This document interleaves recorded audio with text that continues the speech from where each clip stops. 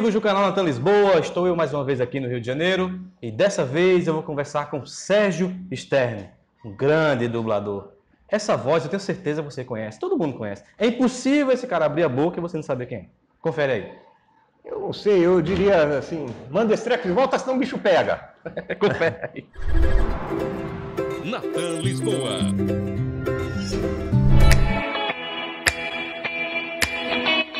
Primeiro, brigadão. Prazer, Tá? obrigado Obrigado mesmo por, enfim, aceitar o convite através da Gisela, da GIC Entretenimento, tá conversando comigo. É uma honra mesmo para mim, é uma honra de verdade. Obrigado. Gosto muito do trabalho. Todo mundo que vê meu canal sabe o quanto eu gosto de dublagem e o quanto eu gosto também do seu trabalho. Então me fala, como é que surgiu a dublagem na tua vida? Dublagem na minha vida, assim, o primeiro lampejo foi quando eu tinha uns 16 anos. Eu li uma reportagem no jornal de que haveria uma escolinha de dublagem na saudosa Herbert Richards, né? E eu fui lá me informar a respeito, achei aquilo interessante, falei, poxa, isso deve ser uma coisa interessante, fui lá me informar, só que quando cheguei lá soube que a escolinha já não existia mais e que não havia uma previsão dela voltar. Isso eu tinha 16 anos. Aí eu esqueci dessa história, segui meu caminho na vida, fiz faculdade de psicologia até a metade, depois fiz biologia, enfim, a vida me levou para outros caminhos. E no final, assim, década de 90, começo da década de 90, plano Collor, eu trabalhava numa empresa, na parte de vendas, e eu sabia que na rua onde era o meu escritório tinha uma empresa de dublagem. Aquilo me voltou à mente, porque eu tinha o hábito de fazer com um amigo meu, a gente gravava fitas cassete de áudio. Bacana. A gente fazia paródias de comerciais de televisão, de programas de televisão e algumas coisas que a gente mesmo escrevia e ficava um negócio muito legal, a gente fazia para se divertir, para mostrar para os amigos. Sem saber, a gente estava fazendo radioteatro e quando eu soube que naquela rua tinha uma empresa de dublagem, aquilo... Qual era a empresa? Era a Telecine, na Glória. Aí o que aconteceu? O plano Collor, a economia toda parou, e me mandaram embora. Eu falei, quer saber, eu vou meter a cara nesse negócio de dublagem. E a coisa toda começou mesmo por aí, fiz curso de dublagem, não sei, eu achei, poxa, isso deve ser muito fácil, eu faço as coisas ali sem imagem, sem nada, fica legal só no áudio, então você tendo uma imagem para te dar um apoio na situação, deve ser moleza. E eu vi que o buraco é muito mais embaixo, né? Uma coisa extremamente difícil, você depois se acostuma. Mas o começo é muito difícil. Quem foram os teus professores? Olha, eu tive como professor o Carlos Seidel, 90% das aulas que eu tive Carlos Seidel, o nosso querido Seu Madruga. O José Santana, que atualmente é a voz do... Como é que é o nome? Jack Palance, né? Não, depois que o Darcy Pedro... Desculpa, eu falei saudoso, não, eu confundi com Valdir Santana. Valdir Santana? Zé Santana eu também entrevistei, tá? Então um vídeo aí, tá? Pelo amor de Deus. Pelo amor de Deus. Enquanto isso, na sala de justiça. Isso, exatamente. O Zé Santana, tive aula com o Mário Jorge, tive aula com a Mônica Rossi, tive aula com o Márcio Simões. Pô, só fera, assim, né? Cada um me deu uma aula. Eu estava num curso que tinha vários professores, cada um desses me deu uma aula e o grosso todo quem me deu foi o Carlos Seidel. Grande, Carlos Seidel, grande. Mas eu fui fazer uma pesquisa sobre o teu trabalho e vi que você foi pro Domingão do Faustão. Eu encontrei lá. Foi em 2008. Como é que foi essa história de você enveredar pelo caminho da comédia e acabar lá no Domingão do Faustão? Eu sempre gostei muito de humor. Eu tenho um trabalho paralelo ao da dublagem. É um grupo chamado Sátira em Concert. Sou eu e 3 músicos de orquestra. Teve um que veio da OSESP aqui para o Rio de Janeiro só para fazer esse trabalho aqui com a gente, porque ele acreditou, assim, é um trabalho muito interessante. A gente mistura música com teatro para fazer humor. De Portugal, Beethoven seguiu sua viagem para a Itália e lá ele fez a segunda versão da Quinta Sinfonia, a Quinta Sinfonia à Bolonhesa.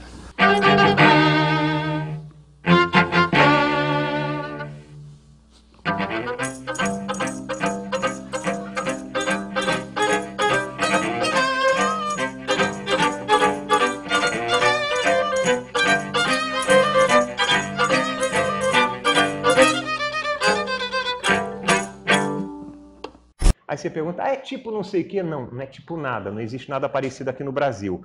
A gente se espelha num grupo argentino chamado Les Luthiers. Eles fazem exatamente isso, só que o nosso trabalho é autoral. E eu sempre gostei, desde criança, eu gostava de contar piada para as pessoas.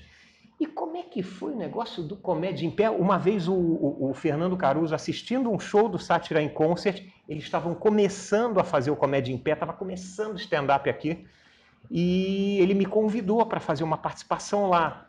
E lá alguém me viu e me chamou para um outro espetáculo de stand-up, foi um e outro, e de alguma forma isso chegou ao conhecimento da TV Globo, que estava lançando aquele quadro Quem Chega Lá, que era para lançar justamente novos comediantes no mercado. E aí eles me telefonaram, me chamaram para ir lá, aí eu fui, eu cheguei lá da primeira vez, mas da segunda vez não cheguei lá. A primeira... Mas eu gosto de fazer stand-up. Engraçado, deixa eu confessar uma coisa, aí você conclui. Eu vi, depois que eu fiz a pesquisa e encontrei esse vídeo no YouTube, eu lembro que eu assistindo, eu com essa voz, eu já gostava muito de dublar, já gostava muito, enfim, de saber de quem era a voz, mas eu não sabia quem era a cara da voz. Inclusive é um quadro que o Marco Ribeiro faz hoje no Instagram dele. Isso. Né? Mas eu não sabia quem era a cara da voz e a tua voz ficou aqui no meu ouvido. Caramba, Por conta do Faustão. Por conta do Faustão. Aí depois eu fui pesquisar e rapaz, era o dublador e tal. Ele é o Sérgio Stern, que vem aqui. E aí você chega em casa nervoso do trabalho, quer relaxar, liga a televisão, o que está passando? Propaganda. Propaganda de supermercado. Aliás, agora há pouco foi Dia das Mães, tinha uma propaganda do supermercado que era muito bonita até. Parecia uma moça linda, vestida de branco, com uma criança no colo, e tocava uma musiquinha no piano, uma música suave, e a moça falava toda carinhosa. Dia das Mães é uma data muito especial. Venha comemorar com a gente. Só nessa quarta, carne seca, ponta de agulha, R$ 4,99! Eu fiz muito stand-up aqui no Rio de Janeiro, eu fiz em 2 ocasiões com Comédia em Pé, tinha um grupo de um comediante também muito bom daqui do Rio, chamado Felipe Absalão, ele tem um grupo dele de stand-up, na época chamava Comédia às 11, porque ele estava num teatro que o espetáculo dele era às 11, e assim, é uma praia assim, que eu curto muito, alguma hora eu vou voltar. Eu tenho muita vontade de voltar a fazer. Mas o cenário aqui no Rio é bom para isso, Sérgio? Eu acho que tá muito bom, assim, toda hora assim no meu Instagram, Facebook, o que eu vejo de grupos que estão fazendo stand-up por aí. Inclusive o Fred Mascarenhas, né, Gisela? O Fred Mascarenhas, ele participa de algum grupo aí de stand-up ou é convidado, que toda hora eu vejo no Facebook. Eu acho que é uma coisa que tá legal. É que o stand-up ele não aparece tanto, né? Geralmente são casas pequenas, em que as pessoas se apresentam e não tem assim ainda não existe uma divulgação muito grande, mas existe um público cativo para esse tipo de espetáculo aqui no Rio. Bacana. Agora vamos falar de dublagem, tá? Você está aqui para falar de dublagem, vamos falar de dublagem. Para quem não sabe, dublagem é aquela coisa que as pessoas sobem numa moto, pulam nessa... Cai do edifício, né? Exatamente isso aí. Eu quero falar do Michael Kowalski, cara. Sim. Que marcou uma geração para mim, não vou dizer minha infância, que eu não era mais criança. Eu era. Não, vai. Claro, eu também acho. E me marcou, e hoje marcou minha filha, e marcou outras crianças. Então, meio que virou uma obra atemporal. As pessoas adoram a Bu, adoram o Michael Kowalski e adoram também o que o Mauro Ramos fez, que eu esqueci o nome. Sully. O Sully, exatamente. Como é que foi que surgiu o Michael Kowalski na tua vida? No seguinte sentido, foi teste, foi uma escolha já pronta? Como é que funcionou? Não, foi teste, porque o filme ele ia ser exibido em cinema, e sempre que um filme é dublado para exibição em cinema, é feito o teste de voz, até por exigência dos clientes, das distribuidoras Disney, Sony Pictures, Fox. Eles pedem teste de voz para os papéis principais. E aí eu fui chamado para esse teste pelo Garcia Júnior, que foi quem dirigiu o filme. Garcia Júnior é o He-Man, para quem não sabe. Tem uma entrevista com ele também, por favor, assiste. Então, abraço, Garcia. Ele me chamou para o teste, e quando terminou o teste, ele falou assim para mim: Sérgio, você me deixou numa situação bem delicada aqui. Eu falei: por quê? Ele disse assim: eu já fiz 2 testes antes de vocês, são sempre testes com 3 vozes, né? Eu já fiz os 2 testes antes de você, e um teste foi muito bom, para mim já estava decidido que seria ele. Só que eu também gostei muito do seu teste, estou assim muito dividido, com uma ligeira tendência a ficar com você. Mas graças a Deus quem vai escolher é a Disney, os testes vão para lá. E na semana seguinte ele me telefonou dizendo: olha, parabéns, você foi escolhido para fazer o Monstros S.A. E o curioso é que lá a Disney ficou com a mesma dúvida que eu, ficaram em dúvida entre os dois, e também, assim, por um milésimo, assim, eles optaram por você. Que bacana, Então, foi um negócio curioso. Foi um dos personagens que mais marcou assim na tua vida? Não Não vou dizer que você mais gosta, mas é um dos que você mais gosta? É um dos que eu mais gosto, sem dúvida nenhuma. A menos e sua mais rolha de poço. Sente queimar! Essa é a cara monstruosa! Pede monstro, pede monstro, pede monstro! Eu tô nesse! Ross, minha querida flor do campo, você tá fabulosa hoje. Tu fez chapinha? Conta, rolou uma alisada no cabelo, né? E o trabalho que eu mais gosto de fazer, se você não ia perguntar isso, azar o seu, que eu vou responder. Mas é claro que ia perguntar. É óbvio que ia Qual perguntar. o trabalho que eu mais gostei de fazer? É um trabalho desconhecido assim da esmagadora maioria das pessoas, infelizmente, mas quem sabe com essa nossa conversa aqui, mais gente assiste. Tem no YouTube, para quem quiser ver, que é a série Cosmos, do Carl Sagan, um astrônomo americano. Houve um remake agora há poucos anos que passa na Fox com outro astrônomo. Ele tem um nome muito estranho, aquele cara. E eu nunca tive a oportunidade de assistir, mas dizem que é um negócio sensacional também. Curioso agora. Um livro, esse astrônomo, ele escreveu esse livro, Cosmos, em que ele fala de fenômenos físicos, ele fala de matemática, ele fala de astronomia, ele fala de biologia, ele fala de história. E ele tem uma narrativa muito cativante. Você começa a assistir aquilo, você não consegue parar, porque é tudo tão interessante, são temas muito interessantes, e a maneira como ele conta, ele é um grande contador de história, no melhor sentido da palavra. Ele é astrônomo, mas é um grande contador de história. E, enfim, é um trabalho que precisa ser visto, é necessário assistir o Cosmos. Tá no YouTube isso aí? Tá no YouTube. O link vai estar aqui embaixo. Assistam, por favor. Nós iniciaremos uma jornada através do cosmos. Vamos encontrar galáxias, sóis e planetas, vida e consciência que estão nascendo, evoluindo e perecendo. Assim, direção maravilhosa do Isaac Bardavi. Legal. Então, assim, Isaac Bardavi, que eu também já conversei, tem um vídeo aí também. ele me dirigiu, foi um negócio assim, emocionante, foi um trabalho emocionante. É o trabalho que eu acho mais incrível que eu já fiz na minha vida. Agora, ele não teve repercussão porque é um trabalho, né, assim, é um documentário. Eu não conhecia. Ele fala do início ao fim, são mais de 13 horas faladas ininterruptamente, mas é uma coisa maravilhosa, você tem que ver, Há personagens que marcaram a vida das pessoas e são marcantes para muita gente. O seriado Chaves, por exemplo, é uma obra que é marcante para todo mundo. E o grandíssimo Nelson Machado deu voz ao Kiko durante muitos anos no live action do Chaves. E aí fizeram o desenho do Chaves e o Kiko ficou com a tua voz. Então, duas perguntas relacionadas a isso. Como é que foi a escolha? E segundo, como é o teu sentimento, não sei se você era fã da série, de ingressar numa obra que é tão marcante para tanta gente? Pois é um negócio muito complicado, ainda mais que é isso que você falou, uma obra tão marcante, uma obra tão importante, e o Nelson Machado simplesmente insuperável. Aí o que aconteceu? Eu não sei de detalhes, tá? Mas quando o desenho foi feito, quando a animação foi feita, ela foi enviada para São Paulo para ser dublada pelas vozes do live action, dos atores de carne e osso, e não sei por que acabou não sendo feito lá, ou alguns atores fizeram lá e outros eles mandaram aqui para fazer teste de voz. Foi um negócio meio estranho na época. Eu, na época, era contratado da Herbert Richards, eu tinha carteira assinada, e me foi dado aquele teste e tal. Eu falei, mas não é o Nelson Machado que faz? Sim, mas ele não vai fazer, eu não sei exatamente o que aconteceu. Mas o fato é que eu, como funcionário contratado da empresa, eu tive que fazer o teste, eu ganhei o teste. É uma situação bem, vou te falar, uma saia justa, uma situação bem desagradável. Até porque não só o Chaves, mas qualquer ator que você vê em algum filme, quando você dubla ele pela primeira vez, ele, entre aspas, ele passa a ser seu. É o boneco, você chama. É o boneco, né? a gente chama de boneco. Então, o Kiko, ele é boneco do Nelson Machado, entendeu? De vez em quando, por razões aí misteriosas, as vozes mudam. Já aconteceu comigo várias vezes, mais recente foi no Game of Thrones. Eu vinha fazendo há 5 temporadas. Aquilo foi uma sacanagem. Me perdoe a sinceridade. Não, porra, são coisas que acontecem. 5 temporadas aqui no Rio. A gente tá acostumado com vocês. Um É isso que elenco eu acho. absurdo.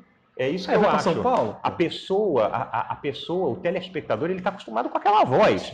Não importa se é minha ou de ninguém. Da mesma forma, eu troquei a voz do Nelson Machado. Entendeu? As pessoas estão há 200 anos assistindo Chaves com as mesmas vozes.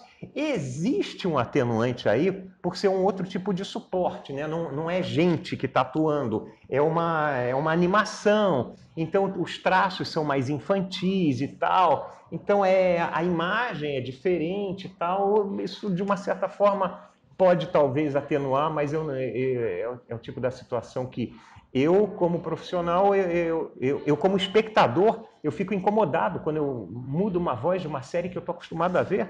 Eu vou te falar qual foi a minha reação relacionada a isso, para você entender meu ponto de vista. Você tocou num ponto agora que eu acho interessante, que é a questão que é um tipo de trabalho diferente, live action e animação. Quando eu fui assistir, não era as vozes que eu estava acostumado, com exceção do Carlos Seider, né, que fez o Seu Madruga durante Mas foi só ele que fez Não, dos antigos? Acho que a Marta Volpiano também fez, a Dona Florinda. Acho que a Marta fez Dona também. Florinda também? Acho que a Marta Volpiano também fez. Enfim, mas aí, é porque pra mim, o meu personagem favorito no Chaves é o Kiko. Sempre foi. Kiko empatado com o Seu Madruga. Eu nunca gostei do Chaves. O Madruga é maravilhoso. E eu queria ver o Nelson. E eu já fiquei puto. Pô, não é o Nelson Machado e tal. Só que depois, me acostumando um pouco mais com a tua voz no Kiko, eu percebi que tua voz, por ser mais leve que a do Nelson, pro desenho, realmente, talvez tenha combinado mais. Talvez a voz do Nelson, que hoje está mais pesada do que há 30, 35 anos, quando ele fazia o Kiko lá atrás, sim. talvez não ia combinar tanto com o desenho. Foi a impressão que eu tive depois. Então, é difícil saber. E quando a gente está acostumado com a voz, a gente já fica meio puto quando troca. Sim. Porém, quando o trabalho é bem feito, é bacana, mesmo havendo a substituição, aí a gente tem que se render e bater palma que o seu trabalho no Kiko ficou... Obrigado. Eu sou um pouco mais educado, ficou do caralho. Ficou foda, ficou muito bom. Mas isso não se repete com Game of Thrones. Me perdoe, vocês de São Paulo, mas não ficou legal. Não ficou não. Vai, diga que sim, por favor, não seja covarde, mesmo que seja só um pouquinho, não vai desapontar a gente, por favor, diga que sim. Sim? Vamos lá, com força. Eu vou dizer qual dos dois é o mais forte. Vamos? 1, 2, 1, 2... Ai, socorro, mamãe, mamãe! Ordem! Você me deu para eles! Seu filho mais novo! Enfim, então, ainda falando dessa questão de troca de vozes, aconteceu também, não vou dizer igual, mas bem parecido, com o Pica-Pau. Porque o Pica-Pau teve o próprio Garcia Júnior. Teve o Oni Casarré. O Oni Casarré, verdade. Né? Foi o primeiro Pica-Pau, depois foi o Garcia, depois o Oni voltou pro Pica-Pau. O Marco Antônio Costa, que também já me deu entrevista, tem aí, vocês procurem aí no meu canal. Maravilhoso. Né? Quando houve as novas aventuras de Pica-Pau, teve o Marco Antônio Costa. E aí eu tenho uma dúvida, porque no trailer do live action do Pica-Pau, foi com a voz do Marco Antônio. Mas depois... isso é uma coisa que acontece de vez em quando. Quando eles fazem trailer, eles ainda não têm as vozes escolhidas e o trailer tem que sair. Entendi. O Monstros S.A. eu não fiz o trailer. Eu nunca vi o É trailer. uma outra voz. Eu tinha até que ver agora. Eu não me lembro quem foi que fez, mas não fui eu. Não tem ninguém? Não tem criança. Deveria ter uma criança pra assustar. Não esquenta a cabeça, calma aí. Como não esquenta? Não tem criança aqui. Sabia que ia sobrar pra mim. Sempre sobra pro baixinho. É tão original. Ele deve ter lido errado a tabela com o único olho. Aí no Pica-Pau também foi teste? Como é que foi? No Pica-Pau foi teste também. Pica-Pau foi teste também porque o Marco Antônio, ele não está mais dublando. O Marco Antônio, eu não sei se você sabe, ele também é médico. Sim, sei, claro. E ele agora está atuando mais como médico, ele está morando em Campos do Jordão. Então ele se afastou da dublagem e por conta disso eu fiquei com o Pica-Pau, que eu tinha feito no live action, então eu a partir de agora eu passo a ser o Pica-Pau e da mesma forma o C3PO. Sim, que era ele que estava fazendo agora, por isso já foi Carlos Seidel. Já foi Carlos Seidel, é verdade. E já foi, sabe quem também? Orlando Drummond. O Drummond fez C3PO? Sim, na primeira dublagem do Star Wars, o episódio 4, que tinha Francisco Milani, Mário Jorge fez o Luke Skywalker. Há muito tempo que eu não vejo esse filme. Tinha o saudoso, o grandíssimo Silvio Navas, que fez o Darth Vader. Quem fez o C3PO foi o Drummond. Tinha Garcia Neto também. É um elenco absurdo, né? Ilka Pinheiro. Kevin. Bom, mas o teu sentimento de fazer o Pica-Pau também é uma obra marcante, assim, pra vida. Cara, é muito legal e é muito difícil, porque ele é um personagem difícil de dublar por dois aspectos. Primeiro, pelo fato dele ser muito frenético, as falas são muito corridas, e esse é um dos aspectos que dificultam a dublagem. E a voz dele, né? Tudo bem, eles colocam um efeito depois, eles dão um pitch, né? Que a gente fala para a voz ficar mais aguda ainda, mas eu, quando estou dublando, eu já boto a voz lá em cima, então é muito desgastante, é muito cansativo, sai com a garganta dói muito. É um tipo de dor que nem quando você fica muitas horas falando sem parar, dá um tipo de dor que não é dor de uma inflamação, né? Então, aquela dor, aí você fica, porque força muito a garganta. E fazer isso é um presente, né? Um presente, fazer um pica-pau. Pica-pau. Aí, não deixa essa música melosa te enganar. A gente não é amigo nem nada. Eu só entrei nessa pela comida de graça. Eu entendo o que você quer dizer, amigo. Mas não sou eu, são os fãs. Eles exigem que o herói bonitão vença. Agora eu quero falar de um personagem, Sérgio, que ele é muito doido, velho. Eu não sei qual é o clima no estúdio quando você tá dublando ele, é o Mordecai. Aquela porra é doida, velho. Aquilo é muito doido. É piração aquilo. Dá licença aqui. Pois não, por favor. Vamos lá, entrando aqui no assunto. Bom, também, mais uma vez. Como é que entrou o Mordecai na tua vida? E quanto ao sentimento assim tá dublando o Mordecai, cara? Rapaz, olha só, quando começam séries novas, a gente não sabe, em primeiro lugar, o que vai ser, né? Qual o conteúdo daquilo ali, a gente não tem uma noção do que é aquela série. Aliás, filme nenhum, para falar a verdade. No caso do Monstros S.A., particularmente, o Garcia Júnior, como ele ia dirigir, teve um dia que ele chamou a mim, a Miriam Fischer, o Mauro Ramos e o Márcio Simões, que são os principais ali. Isso. Ele chamou a gente para assistir uma cópia do Monstros S.A., sem legenda, só com áudio original, para a gente ter uma ideia, mais ou menos, do que seria o filme. Mas aí eu tive uma ideia por alto e, eventualmente, alguns diretores, quando eles têm um pouco mais de tempo, eles, na hora que a gente entra no estúdio, eles falam, olha, esse personagem ele é assim, assim, assado, ele faz isso, faz aquilo, está sendo perseguido por mafiosos, porque o trabalho da dublagem é muito corrido, produção industrial, então não há tempo hábil para a gente se inteirar do que vai fazer. Quando a gente chega no estúdio para dublar, é que a gente sabe o que vai dublar. Eu sou convocado para fazer um horário e quando eu entro no estúdio é que eu sei se eu vou fazer uma novela mexicana, se é um documentário, se é um longa-metragem. A gente não sabe. E o conteúdo, o teor do filme, menos ainda. O Mordecai, uma série que chegou uma série nova aí do Cartoon. Não me lembro nem se eu fiz teste. Eu não vou saber dizer isso com segurança. E comecei a fazer aquele desenho. O desenho é muito doido, é muito louco, é muito engraçado. A gente se diverte muito fazendo aquilo, porque aquelas situações, eu não sei. Quem escreve um roteiro daqueles? O cara é maluco, é muito, muito bom. Eu fiquei imaginando, Sérgio, se fosse como antigamente, que dublava todo mundo junto. Eu só queria entender como é que seria você, o Charles Emmanuel, fazer o Rigby, dentro do estúdio ao mesmo tempo. Eu acho que ia ser uma piração. A gente faz isso atualmente. A Turner Video, que é a detentora dos direitos é o Cartoon Brasil, eles tiveram uma ideia muito interessante de fazer gameplays de jogos aí de videogames em geral, como tem aí aos montes no YouTube, só que em vez de ser a voz do youtuber lá, do cara que está jogando, quem está descrevendo a partida é o Mordecai e o Rigby. Ah, que legal. É um negócio, assista no YouTube, chama Toontubers. O canal é Toontubers. E lá tem gameplays de vários jogos, só que daquela maneira louca. E esses gameplays eu dublo junto com o Charles. Cara, bacana isso. É muito interessante. Rápido, doutor. Os dois lados deste traseiro estão irreconhecíveis. Se quisermos que alguém o reconheça como um traseiro no futuro, vamos ter que fazer um transplante completo de traseiro agora. É verdade, a gente te chamava de a Metade Maravilha. Vou te chamar assim de novo. CM7, Lionel Mordo, Mordecaizinho Chulapa. Ah, já entendi. Você só sabe inventar nome. Eu também sou LeBron Rigby. LeBron é jogador de basquete. E é bacana, assim, você tá com um colega na bancada, artisticamente, é muito melhor do que você gravar sozinho.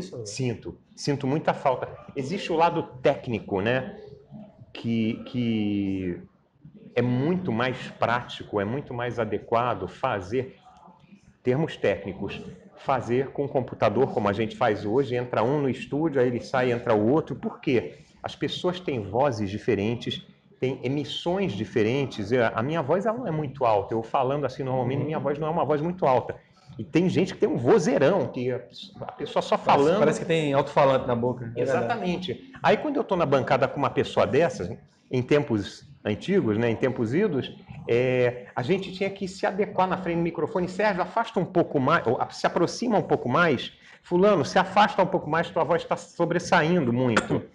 E gravou aquilo uma vez, acabou. Não tem como consertar nada. Hoje, eu gravo a minha voz num canal no computador, né, uma trilha de áudio lá só com a minha voz. E se precisar depois, no processo de mixagem, o cara dá um ganho na minha voz, dá um ganho na outra, abaixa um pouco a parte de trilha sonora e de efeitos de som, explosões e portas, esse tipo de coisa. Isso tudo pode ser feito na mixagem. Antigamente você não tinha essa possibilidade. Você tinha uma fita magnética com 2 canais, você ouvia num canal todo mundo falando e o outro era usado para você gravar, né? Sua voz ficava lá. Uma cena mais complexa com várias pessoas, como tinha aquela série Plantão Médico, por exemplo. Entrava aquelas macas na emergência do hospital, todo mundo falando ao mesmo tempo. 200 miligramas de penicilina! É porque né? eu imagino que o vozerio é feito atrás de vocês, assim. O vozerio... Os principais na cena, falando aqui, perto do microfone, e o vozerio aqui atrás. Ainda tem esse detalhe, que eu nem lembrava disso, de você ter um vozerio simultâneo a diálogos. Porra, né? Você tem as pessoas falando ali na frente e a turma do vozerio ficava ali no fundo, era assim mesmo. Caramba. Mas assim, se aquela maca entrava lá, todo mundo falando ao mesmo tempo, um dublador errava, putz, grilo, tinha que voltar e todo mundo refazer aquela cena extremamente complexa. Mas artisticamente, você bater bola com o teu colega na bancada é muito mais legal. Eu, como fã de dublagem, eu vou te falar que hoje realmente a qualidade do som é insuperável, não tem o que discutir. Porém, a interpretação, hoje eu sinto uma faltazinha daquelas coisas que a gente via antigamente. A interpretação antigamente eu achava bem melhor. Às vezes, até o sync era um pouco ruim. Exatamente. Mas a interpretação esperava. A interpretação você abstraía da questão do sync. Isso também depende muito do ator, que tem muita gente boa hoje, tem cada trabalho maravilhoso que é feito hoje em dia e que, apesar dessa limitação aí que a gravação individual te impõe, mas tem cada trabalho maravilhoso. Isso é muito relativo, é bastante relativo. Tem gente que está começando, é natural, mas assim... Tem gente muito boa no mercado aí, fazendo trabalhos muito bons. Daquele pessoal, Sérgio, que você teve, vou dizer a honra, a palavra é essa mesmo, de nível de bancada, não vou falar dos que estão vivos não, mas dos que já se foram, qual deles assim, ou quais deles, você olhava assim, cara, eu queria chegar perto disso aí. Vou usar um termo correto, qual era foda? Ah, tem muitos, meu Deus do céu. O Valdir Santana, o Fiore, né? Fiore era maravilhoso, mas gente viva também, o próprio Orlando Drummond, ele ainda dubla, ele tá com 99 anos e ainda dubla. Então, assim, tem muitos fodas aí, muita, da Mata, meu Deus do céu. Da Mata era bom pra cá. Da Mata. Mas, dentro do estúdio, assim, não precisa citar nomes, tinha um dublador que ficava muito puto quando alguém errava e tem que recomeçar. Isso tipo acontecia... Assim, dava aqueles coices?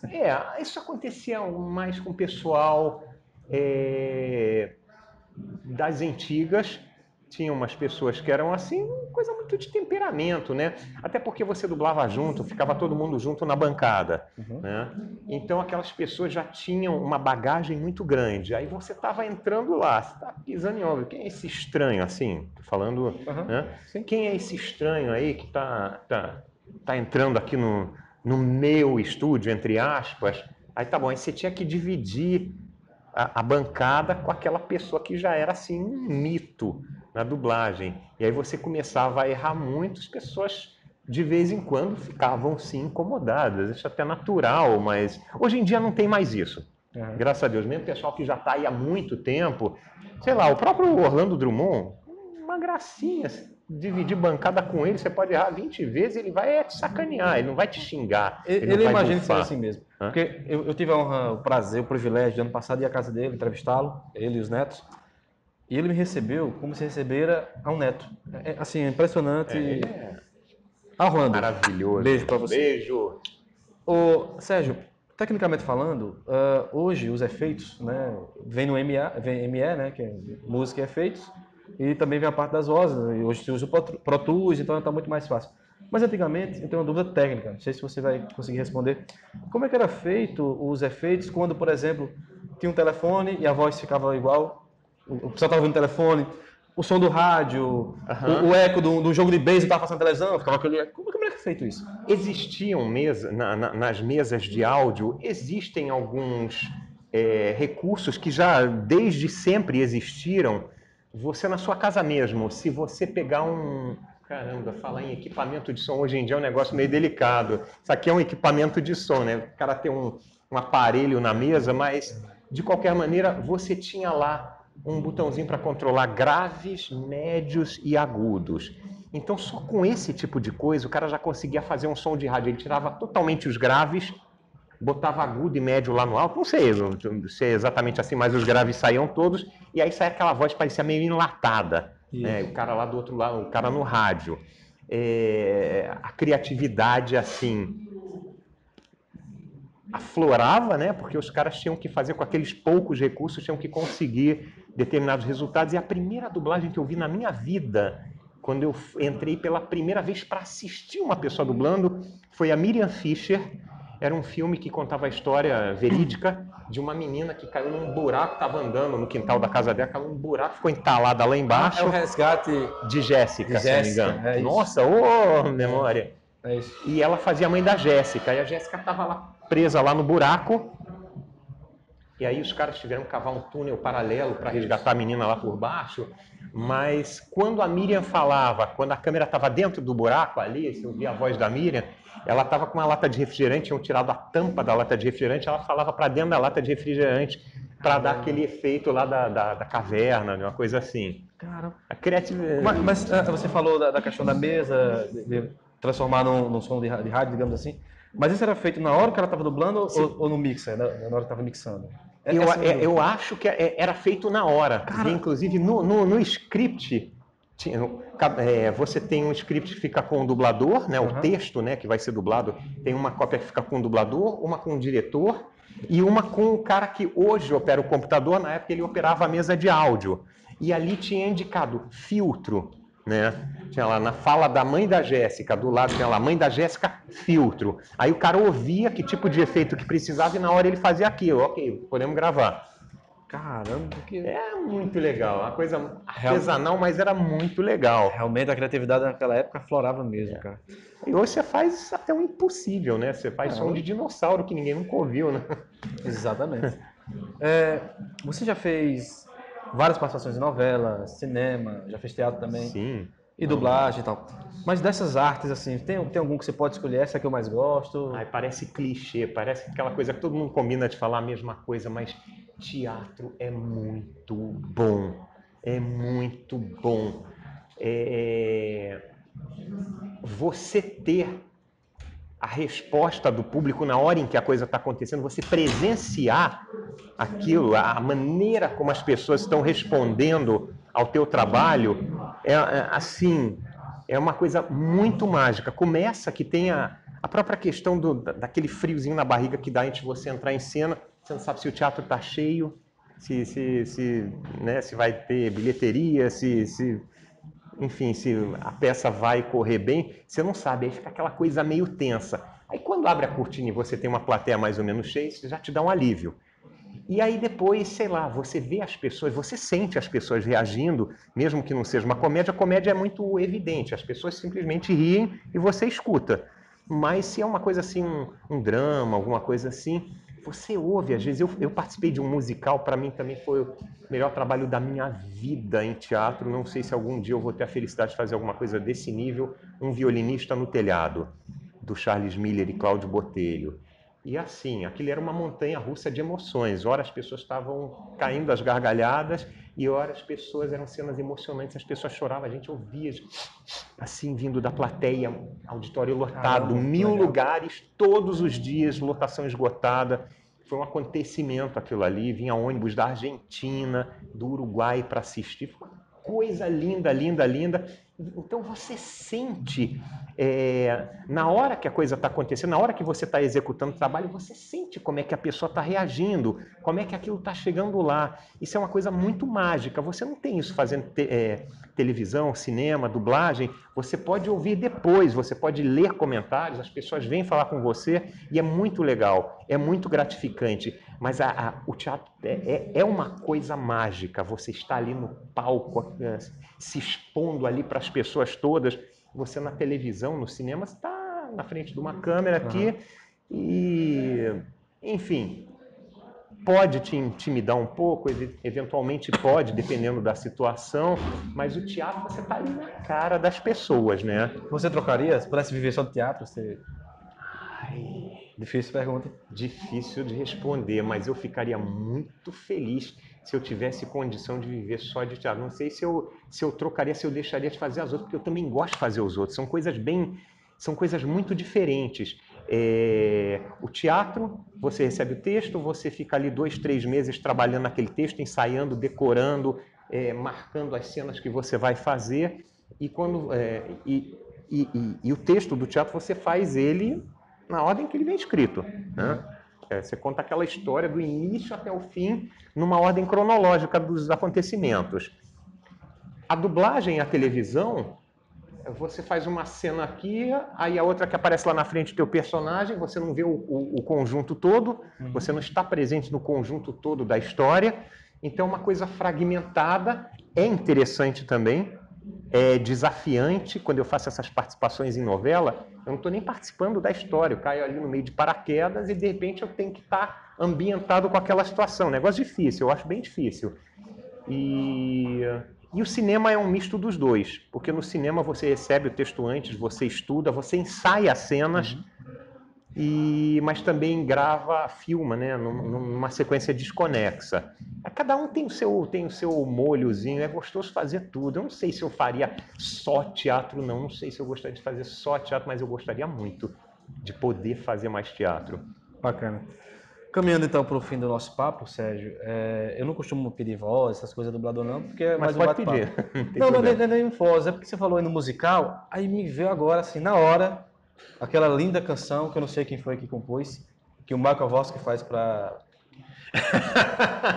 Pra Célia?